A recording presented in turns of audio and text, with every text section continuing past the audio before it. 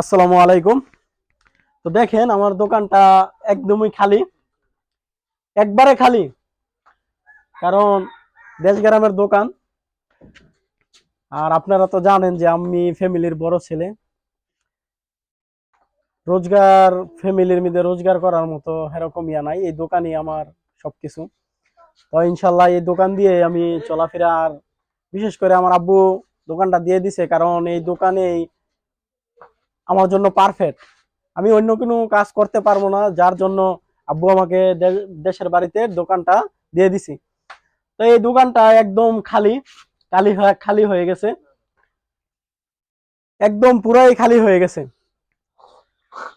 তো আমার নিয়ত এবং কি আমার আশা, আমি এই দোকানটা মাল দিয়ে ভরবো, এবং কি এই দোকানটা একদিন অনেক বড় হবে, এবং কি এই দোকানটা আমি অনেক মাল দিয়ে দোকানটা সাজাবো।